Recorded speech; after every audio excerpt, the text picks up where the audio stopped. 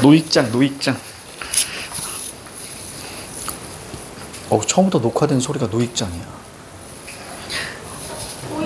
자, 볼게요. 자, 우리는 3인곡과 속미인곡 이게 되게 중요해, 얘들아. 2학년 때는 무조건 이거 배우실 거야. 속미인곡만 배우시던가 3인곡만 배우시던가 둘 중에 하나를 배우실 텐데 확실한 건 둘을 동시에 하셔야 되는 거야. 왜냐면 3인곡이 있고 3인곡 2 속편이 바로 속미인곡이기 때문에 둘의 공통점과 차이점을 반드시 잡아줘야 됩니다. 그래서 오늘 수업이 조금 중요할 수 있어요. 이러고 지금 가고 있지? 가고 있어. 자, 볼게요. 자, 먼저 머릿속에 우리가 늘 반복하는 게 뭐냐면, 자, 그 녀석이야. 자, 시조 가사.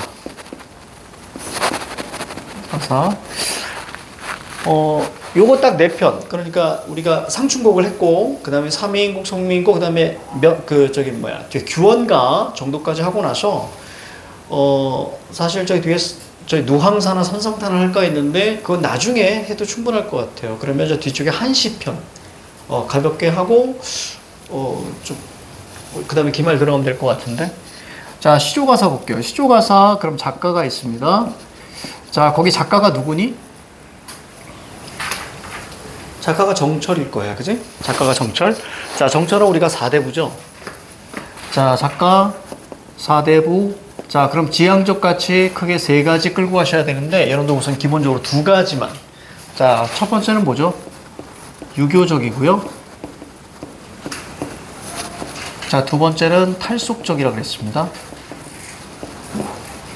이때 유교적인 걸 우리가 본다면 기본이 충이고요. 자, 2글자로 연군이라고 하고 그 다음에 4글자로 뭐라고 하지? 지조? 그래요. 지조절개라고 하는 거예요. 자, 그 다음에 플러스 이제 우곡이라는 것이 나올 수 있습니다. 자, 그 다음에 탈속적인 걸 볼게요. 자, 탈속적인 것은 우리가 자연친화라고 우리가 보면 되겠죠. 기본적으로. 자, 그리고 이 자연친화 중에서도 우리가 이제 무심, 요거 좀 알고 계셔야 돼요. 예전에는 무욕이라는 말을 많이 썼는데, 언제부턴가 언제부턴가 무심을 써. 무심이라는 건 욕심이 없다 이런 뜻이야. 그래서 요거까지 같이 알아두셨으면 좋을 것 같아요. 자, 그래서 우리가 오늘은 위에 있는 유교적인 거 우리가 볼 거예요. 왜? 지난 시간에도 잠깐 언급했을 것 같은데 승주야 힘들지? 영어 끝나고 바로 와서 국어하고. 그치? 아유, 힘들 것 같아. 선생님 생각할 때. 자, 자연이라는 공간을 우리가 좀 이해하셔야 되는데, 자, 첫 번째 우리가 자연이 바로 이제 유배지의 공간일 수 있습니다. 그쵸? 그래서 유배지에서는 당연히 어디? 여기 나와 있는 속세. 자, 이곳을 우리가 지향하죠. 이걸 우리 그리워한다라고 우리가 보면 되겠고요. 물론 저 유배지지만 철저하게 저기서도 우리가 자연 친화적인 요소가 나올 수도 있어요. 어차피 자연에 있으니까. 자, 그다음에 두 번째. 자, 두 번째는 우리가 바로 이제 탈속적인 자연이죠. 강호가도의 자연이라고 생각하시면 돼요. 이럴 때는 바로 속세에 대해서 뭐 한다 그랬냐면 거리. 그죠? 거리감을 둔다라고 말씀을 드렸어요. 자, 요 흐름으로 우리가 보시면 되겠습니다. 전체. 자, 그래서 우리가 지금까지 쭉 해왔는데 그에 대한 키워드를 우리가 좀 잡아주면 좀 될 것 같아요. 자, 3인곡부터 보겠습니다. 제목부터. 여기까지 쓸 거 다 쓰고. 어디? 거리감. 거리감. 자, 3인곡 볼게요. 야, 선생님이 사실은 분필로 하면 진짜 잘 써요, 얘들아. 아니야. 선생님 분필로 하면 진짜 잘 쓰거든. 선생님, 우리 학원 블로그 들어가면, 선생님 예전에 저기 이투스에서 강의했던 게 올라와 있는데, 거기엔 분필로 썼거든요. 분필로 써서 되게 예뻐. 글씨가. 왜냐면 분필로만 한 20년 강의했으니까. 근데, 여기 학원을 하면서 이걸로 바꾼 거거든요. 이유는 하나. 분필가루 안 날리게 하려고. 안 날리게 하려고. 그랬더니 글씨가 이래. 이해해줘. 연습하는데 잘 안 돼. 잘 안 되더라고. 자, 그때 물어봐. 알겠지? 지금처럼. 대신 뭐라고 적은 거야? 이렇게 막 다 물어봐. 알겠지? 자, 3인곡 볼게요. 4미인곡. 자, 이렇게 끌고 갑시다. 자, 먼저 4부터 볼게요. 자, 사라는 것은 여러분들 거기에 우리가 한자 혹시 여러분들 읽을 줄 있니? 아니요. 자, 거기 사라는 것은 전혀 예상 못했어, 그런 데는. 자, 사라는 것은 그리워하다 이런 뜻이에요. 선생님이 이제 아이들한테 이야기할 때 이렇게 얘기해요. 저기 그 가운데 밭전자 이걸 우리 심장이라고 보라 이렇게 말씀을 드리거든. 그래서 좌심방, 좌심실, 우심방, 우심실 이렇게. 그래서 심장이고요. 밑에 그 심장에 마음이 팍 박혀 있는 거예요. 그래서 이 사라는 것은 그리워하다. 이거 눈으로 익히셔야 됩니다. 중요한 겁니다. 이건 그리워하다 이런 뜻이에요. 얘들아, 선생님 예전에 이런 질문 했었지? 그리워하는 것은 자, 두 사이의 관계가 이별 관계다. 그렇지? 그리워하면 무조건 이별이다. 이렇게 말씀을 좀 드렸고. 자, 미인을 볼게요. 자, 미인은 거기 보니까 아름다운 사람인데요. 자, 물론 여러분들이 미인 밑줄 치고 여러분들 자기 이름 써, 빨리. 그 미인에다가 자, 자기 이름 써. 미인에다 자기 이름 딱 쓰세요. 여러분들 미인이야. 내 스스로도 나도 미남이라고 생각하기 때문에 자기 이름 딱 써. 그래서 선생님 이렇게 혼자 공부하다가 뭐 그런 거 나오잖아. 그럼 다 내 이름 써 밑에다가. 칠한이요. 그죠? 응? 알았어. 좀 많이 달라. 잠깐만. 왜? 너 마스크하고 있어야게 틀어달래? 더워?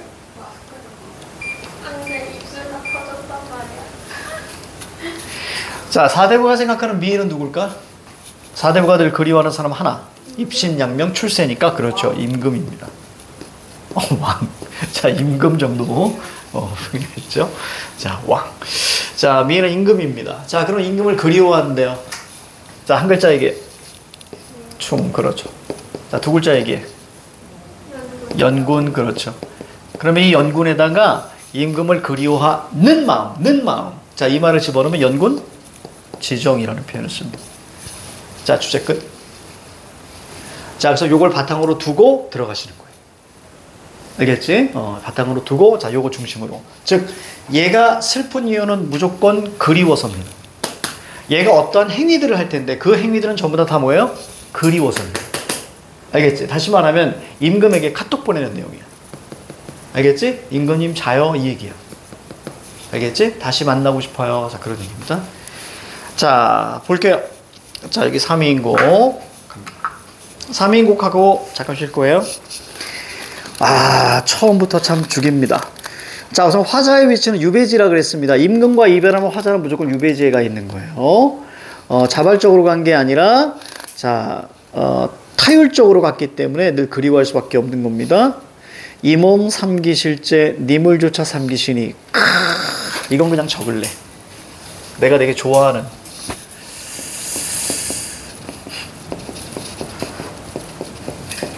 이 몸 삼기실제.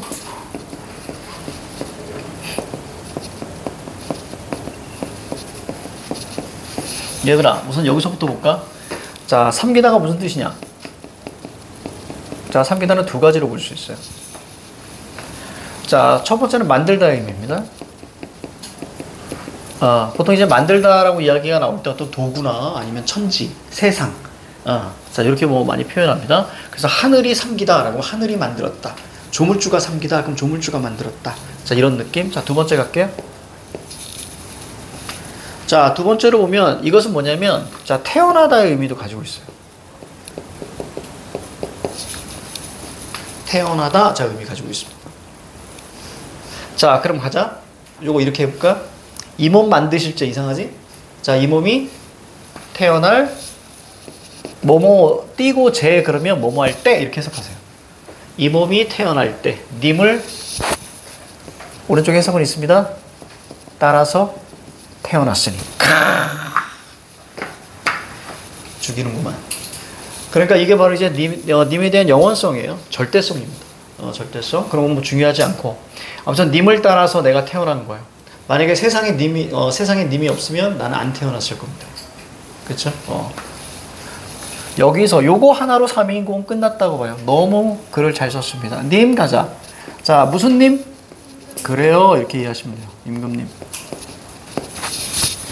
그리움의 대상입니다. 이 몸 태어날 때 님을 따라 태어났으니 한평생 연분이며 한평생 연분. 그러니까 천생연분 정도로 보시면 되고요. 자, 하늘이 모를 일인가? 하늘이 안다. 이런 얘기예요. 하늘이 아는 인연입니다. 나 하나 젊어 있고 님 하나 나를 괴다. 괴다가 뭐지? 사랑하다. 님 하나 날 사랑하시니 이 마음 이 사랑 비교할 데가 전혀 없다. 노여 없다는 전혀 이런 뜻입니다. 전혀 없다. 평생에 원하는 것이 혹은 원하옵건대 한대 내자 하였더니 자 칠판 볼게요. 자 거기 보니까 한대 내자 하였더니 이렇게 돼 있잖아. 자 여기 한대라는 것은 우리가 함께 이런 의미로 보시면 되고요. 자 여기 네 한번 끌고 올게요. 네. 자 우리가 여러 가지로 볼 수 있는데 자 이것은 자 녀다 내다 이렇게 많이 사용됩니다. 뭐 니다 이런 것도 있어요. 이렇게 다른 이유는요. 자 그때는 우리가 알고 있는 한글 맞춤법 이런 게 없었기 때문에 각자의 사투리들 그대로 쓴 거예요. 알겠지? 그래서 이런 것들은 두 가지로 볼 수 있지. 첫 번째, 두 번째. 자, 첫 번째는 뭐지? 자, 첫 번째는 우리가 지나가다의 의미. 자, 여기서는 뭐예요? 지내다의 의미. 사람과 함께 나오면, 그치? 지내다 이렇게 보면 돼요. 사람과 함께 나오면 지내다 이렇게 보시면 돼요. 자, 그래서 함께 지내자 하였더니 이렇게. 됐습니까? 함께 지내자 하였더니 이런 거 필수어휘. 함께 지내자 하였더니 늙기야 늙어서 무슨 일로 외오 자 외오 물결 외롭게 두고 그리난가 그리워하는가 그리워하는가 물결. 자 엊그제 찜의자 엊그제 네모 한번 치시고요. 앞에다 과거라고 적어봐. 엊그제에다 네모 치고 과거. 엊그제 님을 모셔서 광안전에 올랐는데 자 질문 하나 던질 거예요. 거기 전 디귿 나오면 지읒으로 읽는 거잖아. 근데 광안전 자 전은 뭐의 준말일까? 궁전. 그렇지 궁전의 준말이야. 그러니까 저기 정철이 이야기하는 궁전이라는 것은 어디를 얘기하는 거야? 그렇지 아 왕궁이 아니고요. 한양 그치 한양 경복궁 정도로 보시면 되겠습니다. 자, 칠판 한번 봐요.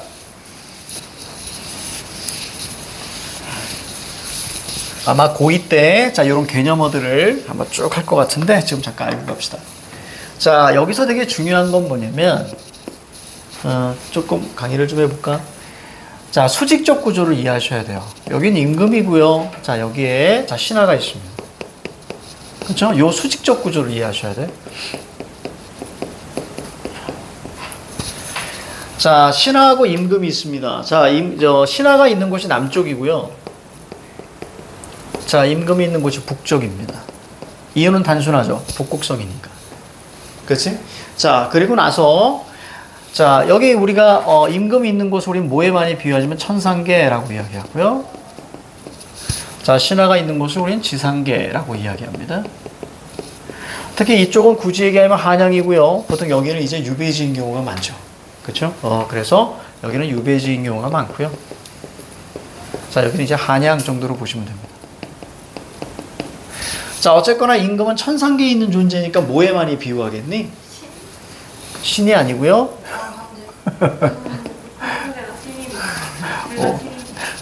자, 옥황상제. 옥황상제에 많이 비유하고요. 자, 그 여긴 선녀입니다. 선생님이 늘 농담 비슷하게 얘기하는데 선녀가 그리워하는 건 나무꾼이 아니라 그랬습니다. 그치? 나무꾼은 범죄자예요. 자, 선녀가 이제 옥황상제로 그리워 자, 하게 되는 거죠. 자, 그러면 옥황상제는 사실 뭐예요? 북극성이죠. 그치? 그래서 뭐에 많이 비유하냐면 자, 해달별. 그래서 일, 월, 그 다음에 북극. 북극 혹은 북극성. 자, 이렇게 많이 이게 비유하게 됩니다. 됐지? 자, 그리고 재미있는 건 그래서 신하가 임금에게 뭔가 이렇게 보내잖아? 이렇게 뭔가를 보내요. 뭔가를 보냅니다. 이 보내는 여러 가지 어떤 대상들이 있어요. 뭔가를 보내면 이건 뭐라고? 충 정도로 이해하시면 되고요. 임금이 자, 신하에게 뭔가를 내리면 이것은 이제 은예, 은총 이렇게 얘기합니다. 근데 이 내리는 것이 어디까지? 백성에게까지 가잖아? 이럴 때 이 백성에게까지 가면 이때 우리 이것을 바른 정치 선정이라고 이야기해요. 선정. 그럼 백성은 뭐에 많이 비유할까? 임금이 해니까 햇빛을 받는 백성은 뭐? 그래요. 풀에 많이 비유하는 거예요.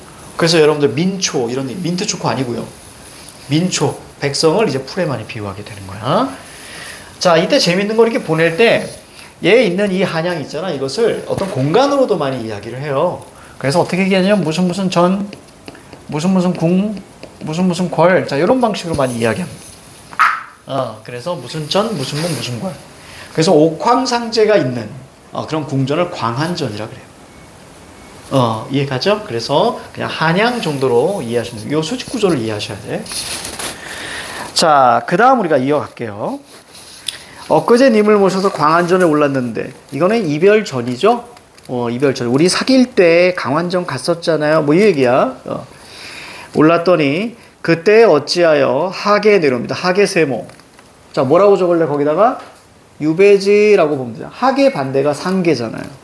그렇죠? 유배지 정도로 보시면 되죠. 유배지에 내려오니 오른쪽에다가 이별이라고 한번 적어보세요. 자, 내려올 적에 빗은 머리 얽힌 지 몇 년? 3년 됐습니다. 무슨 얘기예요? 그냥 유배 온 지 3년 됐다. 잘하는 얘기고요. 연지분이 있지만은 누구를 위하여 곱게 앓고. 자, 연지분 우리가 네모 한번 쳐보세요. 자, 여성 화자를 의미합니다. 여성 화자. 연지분, 여성. 우리 연지곤지 알고 있죠? 그렇죠? 얼굴에 이렇게 연지곤지 하는 거. 여성 화자를 나타냅니다. 자, 근데 우리가 요걸 좀 생각해 줘야 돼요. 자, 7번 봐요. 자, 신하가 임금을 그리워하잖아. 지금 보면 이건 남자가 남자를 그리워하는 브로맨스죠. 그치? 그렇기 때문에, 자, 가능하면 가장 애절하게끔 표현하고 싶은 거야. 그래서 자신을 여성 화자로 바꿉니다. 됐죠? 그래서 옥황상제를, 자, 누구? 바로 선녀가 그리워하는 상황으로 바꿔버리는 거야. 이런 걸 뭐라고 하지? 여자가 남자를 하염없이 그리워하는 거? 이것을 이별의 정한이라고 하는 거예요. 알겠지? 그런 방식으로 바꾸는 거야. 그래서 여성 화자를 자 가져오는 거지. 그래서 조금 더 멋지게 얘기하면, 자, 여성 화자가 임금에 대한 그리움. 이렇게 하면 우리가 퍼펙트한 거예요. 자, 그 다음 가자. 마음에 맺힌 시름, 첩첩이 쌓여 있어서.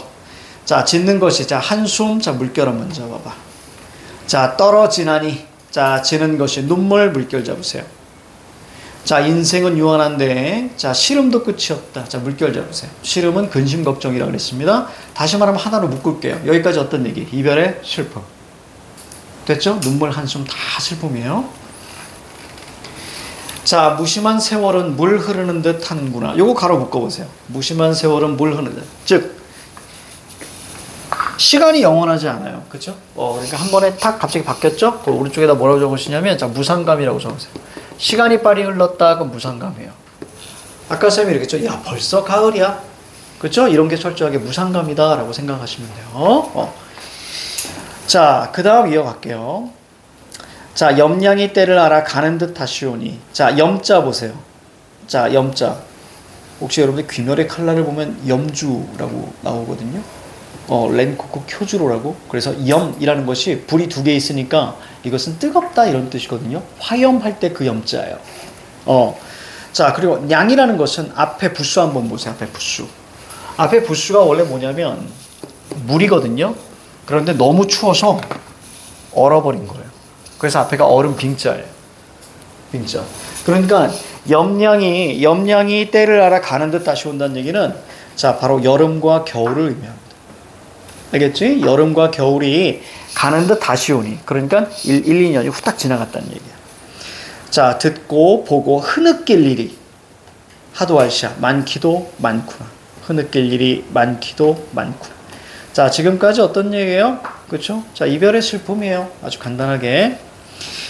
자, 그다음에 본사. 여기서부터 핵심입니다. 임금을 그리워하는 마음을 네 글자로 연군지정이라고 한다 그랬어. 연군지정. 자, 가죠. 춘원. 거기 춘자가 무슨 춘자예요? 맞아요. 봄이라는 뜻입니다. 봄이라는 뜻이에요. 여기서는 철저하게 여러분들, 자, 시간의 흐름이에요. 시간의 흐름. 요거 알고 계셔야 돼요. 철저하게 이거는 시간의 흐름입니다. 시간의 흐름. 그리고 계절감이 있어요. 계절감. 이거 같이 알고 계셔야 돼. 시간의 흐름과 계절감. 자, 요거 잡아줘. 봄, 여름, 가을, 겨울이 순서대로 나옵니다. 동풍이 건듯 불어 쌓여있는 누를 헤쳐내니. 자, 동풍 네모 치세요.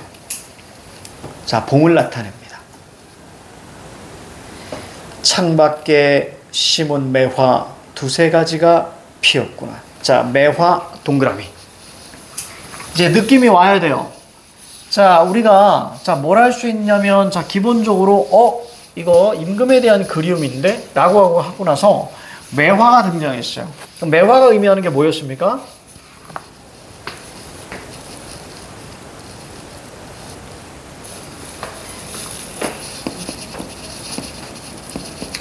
자, 이 매화가 있는데 우리는 매난국죽이라고 혹시 기억나요? 사군자라고 썼죠. 그래서 매난국죽 하나 더 가자. 송, 그렇죠. 특히 매난국죽 송이라고 하지만 사실 이 죽이라는 말보다는 뭘로 많이 사용돼요? 이렇게 많이 사용돼요. 대나무. 그렇죠? 자, 송도 많이 사용되지만 솔 이렇게 많이 사용됩니다. 자, 사실 여기까지가 사군자예요. 하지만 우리가 그냥 다 뭉뚱그려서 사군자 이렇게 하셔도 됩니다. 문제를 풀 때. 자, 얘네들을 우리가 살펴보셔야 되는데, 사군자 강의를 했었나? 수혜미? 예전에 했었지. 혹시 기억나는 사람? 그래요. 자, 자, 그래요. 다시 한번 강의 한번 해볼게요. 사군자. 이건 좀 암기하셔야 돼요. 여러분들이 매난국죽송 이거 머릿속에 암기하고 있어야 돼요. 왜냐면 바로 양반의 가장 핵심입니다. 자, 갈게요. 자, 조선. 유교적이죠. 자, 유교적인 걸 잘 실천하는 게 바로 사대부죠. 자, 그럼 사대부의 저 유교적인 것은 지조절개가 여기서 나옵니다. 우리가 사군자 나오면 바로 지조절개 이게 머릿속에 딱 떠올라야 돼요. 자, 그러면 이 사대부는 이 지조절개를 투영이 무슨 뜻이라 그랬지? 마음을 담다 이렇게 얘기했죠? 이걸 좀 더 멋지게 의탁 이렇게 얘기도 하는데 괜찮아. 마음을 담죠. 어디에 마음을 담습니까? 사군자의 마음을 담아요. 그래서 임금님 사랑해요. 자, 너무나 좀 그런 거야. 그치? 부끄럽잖아. 그래서 자, 사군자를 통해서 임금님에 대한 충을 표현합니다. 여러분들 남자친구가 여러분들한테 꽃 주잖아요. 그치? 그게 바로 투영된 객관적 상관물이죠. 그 남자친구에 뭐가 담겨 있는 거예요? 그렇죠. 사랑이 담겨 있는 거잖아요. 꽃이. 마찬가지예요. 자, 사군자 볼게요. 자, 다 적어드립니다. 매화, 난초, 국화, 대나무, 그리고 소나무. 이렇게. 그래서 여러분들이 자, 외우실 때는 어떻게 외우시냐면 매, 난, 국, 죽, 송 이렇게 외우시는 게 좀 깔끔합니다. 여러분 적고 있으니까 우선 여기까지 우선 적어 놓으세요. 그리고 이어서 저쪽으로 강의 더 할 거야. 됐죠? 각각이 뭘 상징하냐면 봄, 여름, 가을, 겨울을 상징합니다. 그래서 매화, 봄, 여름, 가을, 겨울이에요. 그래서 특히 지금 이제 매화가 나왔으니까 매화를 좀 설명해 드리면, 자, 매화는 아직 녹지 않은 잔설, 그 잔설을 뚫고 자, 제일 먼저 피는 꽃이에요. 그러니까 저 나무인데요. 자, 나무에 이제 매화가 이제 꽃을 피우죠. 다시 말하면 봄을 가지고 오는 나무예요. 이해가지? 봄을 가지고 오는 나무예요. 자, 그래서 봄뜻. 그래서 동양에서는 매화를 되게 긍정적으로 많이 봅니다. 자, 왜 그런가 한번 볼게요. 자, 여기에 우리가 눈. 자, 그 다음에 서리. 자, 그 다음에 참기운. 자, 이런 차갑다 이미지들이 있을 거예요. 그죠? 자, 이것들을 뚫고, 자, 매화나 국화나 대나무가 버틴단 말이에요. 소나무도 마찬가지. 얘네들 같은 경우는 뭐예요? 억압하죠? 그렇죠? 따라서 근데 얘네들은 저 억압에 대해서 어떻게 합니까? 두 가지의 속성을 가져요. 첫 번째는 뭘 가져요? 변하지 않아요. 불변입니다. 자, 두 번째는 뭐예요? 죽지 않아요. 생명력입니다. 왜? 그래서 사대부가 생각하는 지조절개의 의미가 얘네 식물과 같다고 느끼는 거죠. 그래서 지조절개라는 것은 뭐냐면, 자, 불변이나 생명력을 의미한다라고 생각하시면 돼요. 어떤 뭐 마음을 뭐 변하게 하거나 이런 거 없고요. 그냥 한결같은 마음으로 가는 거죠. 자, 그렇다면 시에서 이런 것들이 꽤 많이 나오는데 얘네들이 의미하는 게 바로 뭐냐면, 자, 이것은 간신이거나 자, 정치적 실현 정도로 보시면 돼요. 정치적 실현. 자, 그럼 얘네들은 뭘까요? 자, 얘네들은 가끔 의인화를 쓰기도 합니다. 자, 간신의 반대가 뭐예요? 얘네들은 충신. 그렇죠. 그리고 끝까지 버티는, 자, 불변과 생명력이 있기 때문에, 자, 충신, 그 다음에 지조절개. 이렇게 알고 계시면 돼요. 이렇게. 자, 여기까지 우선 적으세요.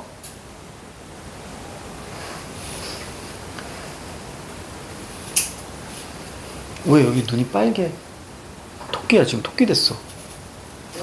여기 오른쪽 눈. 여기요? 응. 눈 안에 가요? 빨간데? 그치? 그렇지. 멋있어. 그럴 수도 있습니다. 자,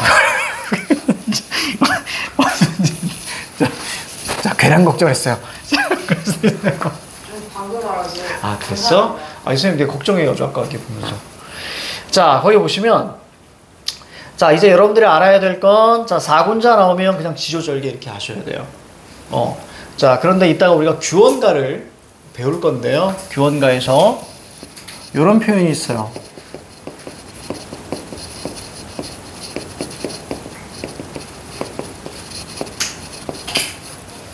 잠깐만, 여기 괜찮아. 일단 규원가 때 다시 할 겁니다.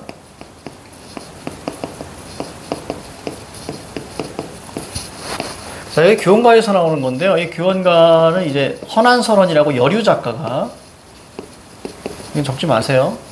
여류 작가가 쓴 거예요. 자, 여기 매화가 쓰였습니다. 자, 이때 매화는 지조절개가 아닙니다. 이유는 무엇일까? 제 쪽이 없어서 피고 눈설이 챙김이 없어요. 창밖에 심은 매화 몇 번이나 피고 졌는가 이런 얘기거든요. 첫 번째, 그렇지. 눈서리가 없어서일 수도 있어요. 네, 선생님이 원하는 대답은 아니에요. 응?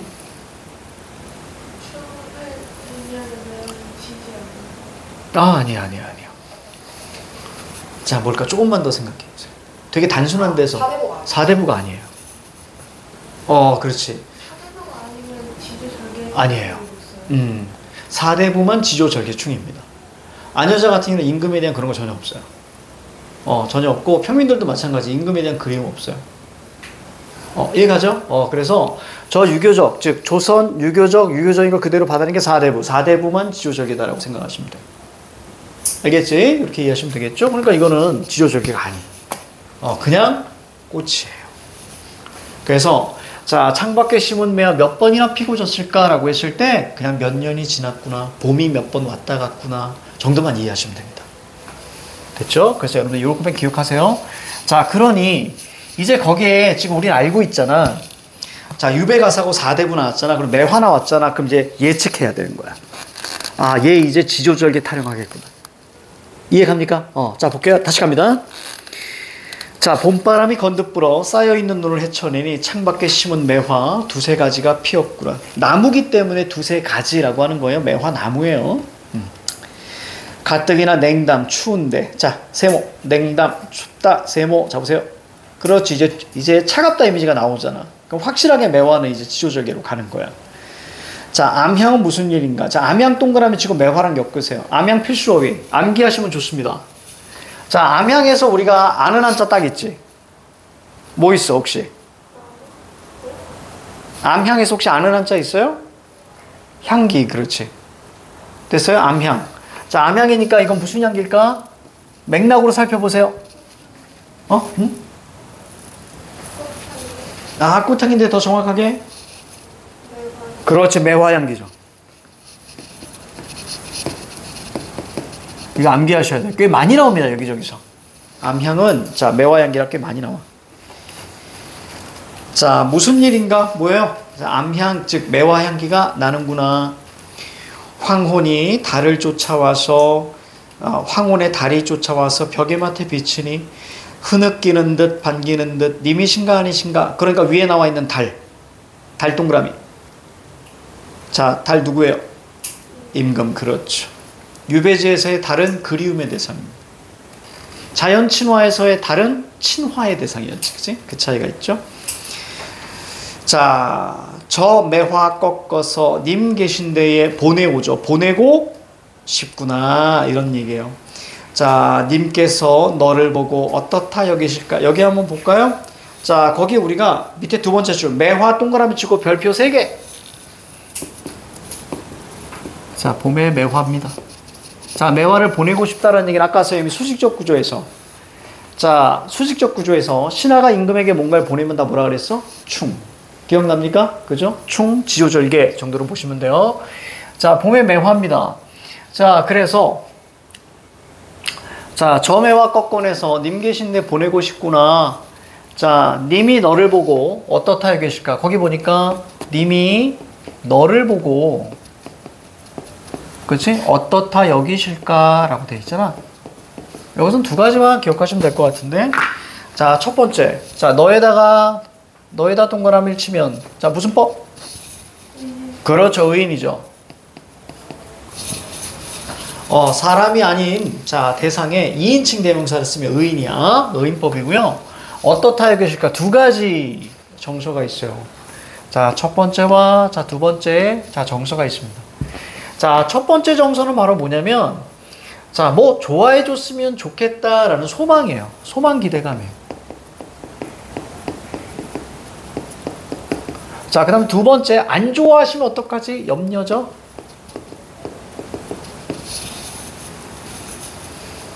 그래서 우리가 막 생일 선물 살 때 되게 조심하잖아요.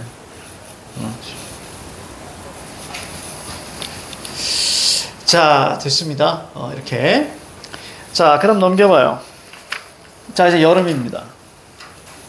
여름이에요. 자, 봄에는 뭘 보냈습니까? 자, 봄에는 님이 그리워서, 임금이 그리워서 매화를 보냈구나 라고만 생각하시면 돼요.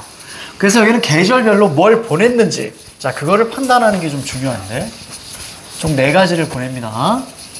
자, 이쪽에다 따로 좀 적어볼까요? 자, 봄에는 매화를 보내요. 다 충을 의미합니다. 자, 이제 여름입니다. 자, 볼게요. 꽃이 지고 새 잎이 나니, 어떤 꽃이 졌을까? 매화꽃이 지고 새 잎이 나니, 녹음이 깔린, 녹음 네모, 녹색 그늘이에요. 그러니까 늘 여름을 많이 나타내는 표현이야. 녹색 그늘, 녹색 음지 깔렸는데, 자, 나위 정막하고 수막이 비어있다. 이때 중요한 포인트는 나위가 뭐고 수막이 뭐고 이런 거 하나도 중요하지 않아요. 나위나 수막은 어떤 집 안에다 거는 휘장 같은 거거든요. 블라인드 휘장 같은 건데, 그런 걸 모르셔도 되고요. 우리는 뭐만 체크하면 돼? 정막하고 물결, 비어있다 물결. 그렇지, 이렇게만 체크하면 돼. 그러니까 얘는 우리가 어떤 걸 느끼냐? 우리 지금 시를 하고 있는 거예요, 시. 그렇지? 그러니까 굳이 얘기한다면 오른쪽에다 뭐라고 적어주면 될까? 자, 적막감을 느끼고요. 얘는 왜요? 외로워서 적막감을 느끼고, 비어있어요. 그러니까 공허감을 느끼는 거예요. 그래서 이렇게만 이해하시면 돼요. 너무 자세히 막 내 걸로 잡으려고 할 필요 없어. 부용을 걷어놓고, 왜 걷어요? 적막감과, 자, 그 다음에 공허감이 있으니까. 자, 부용을 걷어놓고, 부용 뭐 걷는 건가 보지. 그치? 자, 그 다음에 공작을 둘러두니, 뭐 둘러두는 건가 보지. 됐습니까? 이렇게만 이해하시면 돼요. 뭐 연꽃이 그려져 있는, 무슨 이제 블라인드, 그 다음에 저기 공작이라는 건 공작에 그려져 있는 병풍 같은 거예요. 그러니까 우리가 뭔가를 이제 이해하실 때 한 글자 한 글자 보시는 것이 아니라 위에 거에서 이렇게 쭉 자연스럽게 내려와야 돼. 그래서 결국 잘 보세요. 여름이 됐습니다. 적막감을 느끼고 공허감을 느껴요. 그래서 걷고 둘러두는 거예요. 됐습니까? 요렇게. 집에 갔는데 자, 뭐 아무도 없어. 그럼 뭐예요? TV부터 켜는 거예요. 그런 적막감이나 공허감 때문에. 자, 갈게요. 가뜩이나 근심이 한데 많은데 나는 어찌 기는가? 원앙금을 베어놓고 원앙이 그려져 있는 자 비단을 베어놓고 오색의 실을 풀어내어서 금자로 재어서 가끔 내신이 나오는데 금자로 재어서 밑줄 쳐봐. 지금 어떤 과정이냐면 옷 만드는 과정이에요. 금자로 재어요. 금자로 잰다라는 것은 이거 뭐야? 그냥 정성 정도만 보시면 돼요. 그렇죠? 정성 정도만 보시면 됩니다. 금자로 재어서 님의 옷 지어내니 님의 옷 동그라미 치고 별표 3개. 자, 정확하게 왜 님의 옷을 지을까? 왜 님의 옷을 만드는 거예요? 시적 화자가 남성 여성. 그래, 그래서 님의 옷을 만드는 거. 그렇지? 님의 옷 별표 치고요. 이제 여름에는 님의 옷을 택배로 보냅니다.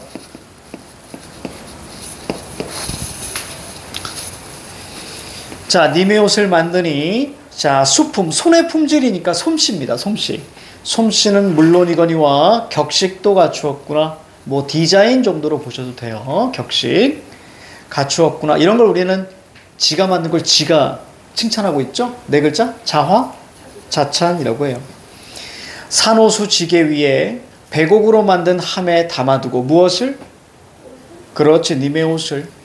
님에게 보내려고 님 계신 데를 바라보니 산과 구름이 험하기도 험하구나. 그럼 산세모 구름세모, 얘네가 너무 험한 거예요.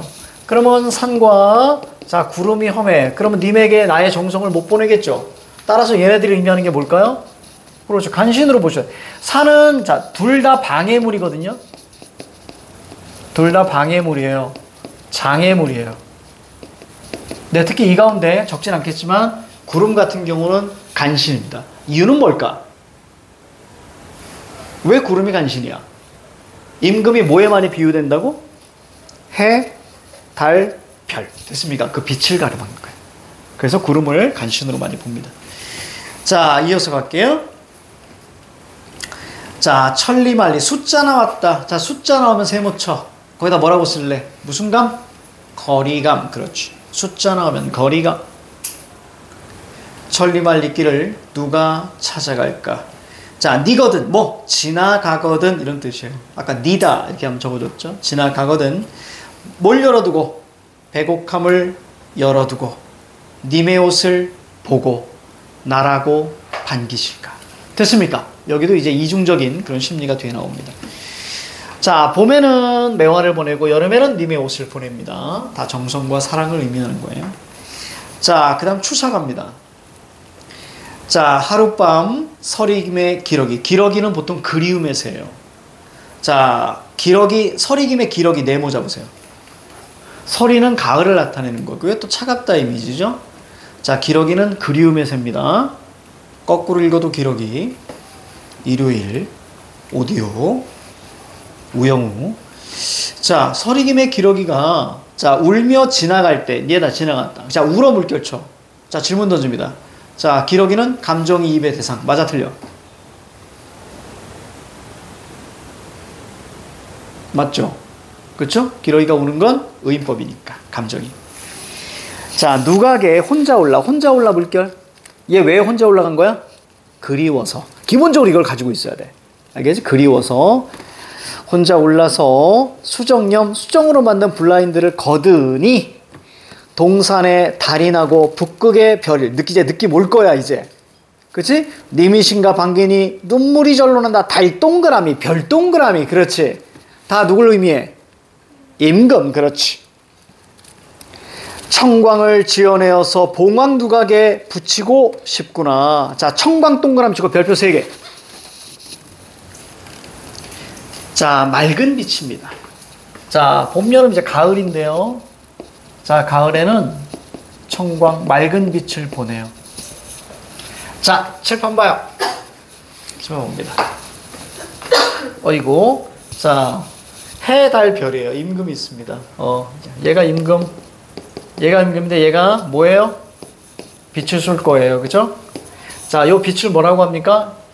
이거 이제 햇빛이나 혹은 그냥 빛이라고 할게요. 달빛도 있으니까. 자, 이 빛이 신하에게 가거나 백성에게 갈 거예요. 그러면 신하에게 간다는 것은 뭐예요? 은혜, 은총. 자, 이 빛이 백성에게 가면 이때 선정이라고 그랬습니다. 선정이라는 것은 바른 정처예요. 여기까지, 그지? 자, 그래서 거기 한번 볼게, 이제. 청강을 지원해요. 봉황 누각에 붙이고 싶구나. 여러분들, 우리나라의 상징이 뭐예요? 우리나라의 상징이? 자, 먼저 중국의 상징 뭐죠?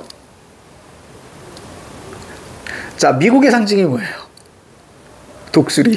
그치? 그러면 중국의 상징이 뭘까요? 판다라고요? 너무 귀엽지 않니? 중국의 상징은, 용이죠. 드라곤이죠. 용. 그래서 물론 이제 드래곤과 용은 달라요. 사실 다른 거예요. 그래서, 용은 날개가 없는데 드래곤은 날개가 있죠. 그래서 서양에서는 드래곤이 또 부정적인 거지만 동양에서의 용은 긍정적이죠. 그래서 그 용이 그려져 있는, 자, 황제가 입는 옷을 뭐라고 합니까? 용포라고 하죠. 용포라고 합니다. 다들 처음 듣나? 용포라고 합니다. 그래서 우리는 중국을 4대하기 때문에, 자, 좀 더 과장해서 얘기하면 중국의 프랜차이즈죠. 그러다 보니까 우리나라 임금도 용포를 입는 거예요. 하지만 용의 발톱, 이게 다르죠. 중국 황제가 입는 용포의 용의 발톱은 7개인데, 우리나라 임금이 하는 용의 발톱은 5개입니다. 그래서 그런 차이가 좀 있고, 하지만 우리나라의 상징은 뭐냐면, 여러분들, 우리나라의 상징은 봉황이에요. 봉황입니다, 봉황. 다시 말해, 그 봉황이 어디서 온 거냐면, 사실은 저기 다리가 3개 있는 삼족 5에서 온 거죠. 그래서 옛날에는 즉 다리가 3개 있는 까마귀가 어디에 살고 있다고 했냐면 바로 태양에 살고 있다고 옛날 사람들은 생각했죠. 그 이제 태양에 있는 흑점을 이제 삼족 5 까마귀로 본 거예요. 그래서 다리가 3개 있는 까마귀. 그것이 이제 봉황이 되고 여기까지 오게 되는 거죠. 자, 그래서 아무튼 우리나라의 상징 봉황이에요. 그래서 여러분들 저기 뭐예요? 이렇게 뭐 대통령 상장이나 뭐 이런 거 보면 저기 뭐 있으면 이렇게 봉황이 이렇게 해가지고 이렇게 있어요. 꼬리 이렇게 길어가지고. 모르는구나. 이게 우리나라의 상징은 봉황입니다. 봉황. 자, 그런 게 있는 거예요. 자, 아무튼 그렇습니다. 그래서 봉황루 그러면 바로 어디야? 한양이야. 알겠지? 봉황루 그러면 한양이야. 한양. 자, 봉황누각에 붙이고 싶구나. 그래서 우리나라는 전통적으로 저기 상징이 그거잖아. 하얀색이잖아. 백의 민족이잖아. 전통 우리 하얀색이고요. 중국은 전통적으로 붉은색이죠. 그래서 용포 자체가 어떤 붉은색이고 약간 자줏빛을 띤 붉은색을 의미하는 거예요. 그래서 그 붉은색이라는 건 바로 어떤 권위, 유일 이런 걸 의미한다 그랬죠. 그래서 우리가 알고 있는 DC나 아니면 어벤져스 그 영웅들이 다 붉은색 옷을 입고 있는 이유가 그런 어떤 문화적인 교류를 통해서 그렇게 되는 거죠. 자, 그 다음 이어갈게요. 자, 그래서 봉황루에 누각에 붙이고 싶구나. 즉 임금에게 보내고 싶구나. 그래서 임금을 장소로만 얘기하기 때문에 그냥 봉황누각 그럼 그냥 임금 이렇게 해석하셔도 되는 거예요. 알겠지? 임금님께 보내고 싶구나. 고고 싶다. 누각 위에 걸어두고 누각. 임금이 됐습니까? 받았을 거 아니야. 임금이 누각 위에 걸어다고 팔왕. 자, 여기서만 쓰는 단어예요. 온 세상이라는 뜻입니다. 온 세상이라는 뜻이야. 온 세상. 팔황에 다 비춰서 심산궁곡. 오른쪽에 봐봐. 깊은 골짜기라고 되어 있잖아. 그지? 깊은 골짜기라고 되어 있지? 그냥 어떻게 하는 거예요? 그냥 거기다 밑줄 치고요. 심산궁곡에다가 즉 바로 백성이 사는 곳을 이렇게만 이해해. 보통 비유적 표현으로 깊은 골짜기라고 많이 표현해. 백성이 사는 곳을 점낫, 대낮같이 만드소서. 이렇게 마무리. 자, 이렇게 이해하시면 돼요. 자, 칠판 보세요. 자, 달이 뜨고요. 별이 떴습니다. 그 별빛을 모아서 자 누구? 임금님에게, 봉 임금님에게 내가 이 청광을 쏘는 거예요. 맑은 빛을 쏴요. 그러면 임금이 여기 있다가 그 빛을 받아서 누가 귀에 걸어두고 그 다음에 자 굶주린 백성이 사는 그 낮은 곳에 심산궁곡을 빛을 쏘는 거예요. 이해 갑니까? 대낮같이 만들어서 결국 오른쪽에 화살표 하시고요. 얘가 제일 중요해요. 바로 선정을 바라는 겁니다. 얘가 정말 중요합니다. 그래서 청광의 의미, 선정을 바라는 거예요. 저기 봄에 보내는 매화나 여름에 보내는 님의 옷 같은 경우는 다 정성과 사랑을 의미하거든. 그런데 얘는 바로 선정을 의미하는 거예요. 그 빛을. 자, 이제 겨울입니다. 건곤감리 청백 이런 얘기하죠. 자, 건곤이라는 것은 세상입니다. 세상이 폐색, 막혀서 백설레모 겨울입니다. 자, 눈이 가득 비칠 때에 사람은 물론이커니와 날아가는 새도 그쳐 있습니다. 소상난반. 자, 아는 한자 하나만 딱 얘기해 보세요.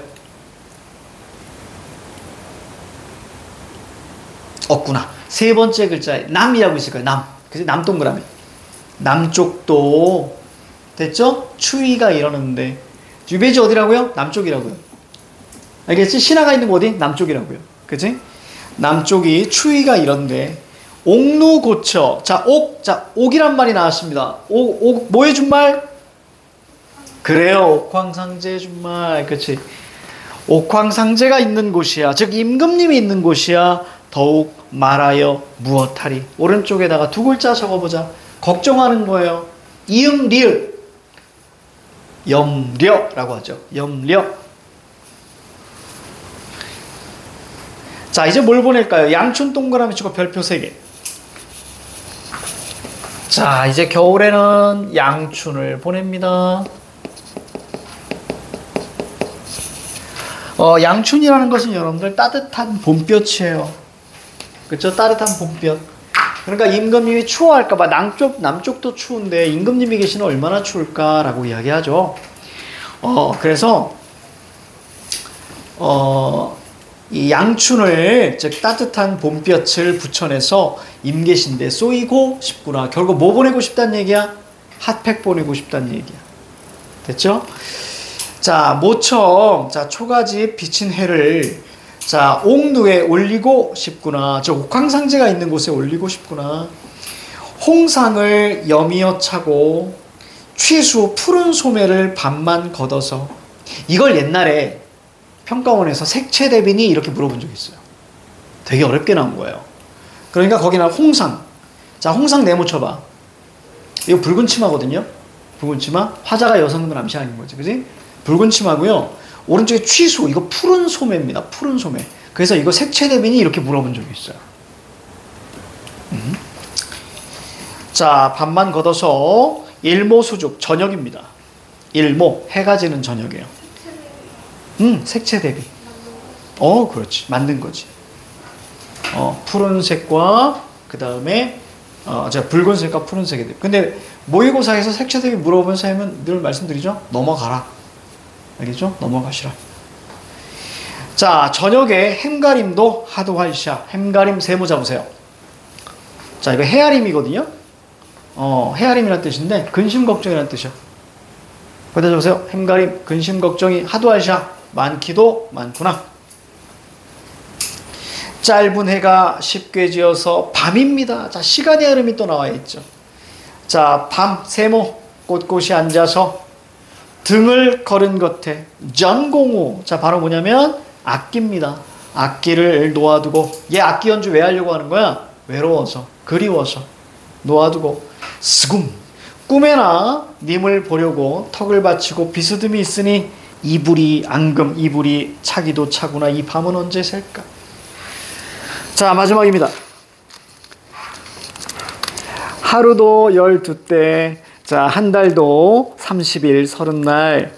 잠깐 생각 마라. 이 시름을 잊자고 하니 마음에 맺혀서 뼛속까지 끼쳐져 있으니 편작이 열이 오더라도 편작은 저기 전설적인 그 의사를 얘기해요. 죽은 사람도 살렸대요. 그러니까 의사 정도로만 보시면 돼요. 편작.